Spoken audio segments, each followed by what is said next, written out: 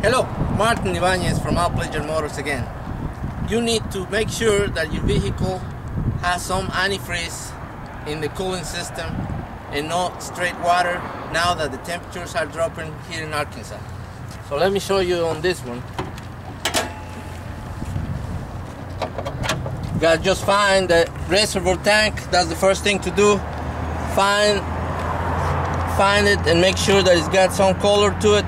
It can be green or it can be orange. It depends. It's got two marks on it, full or low. It needs to be in between those two. And then on the what's it called? The radiator. On the radiator.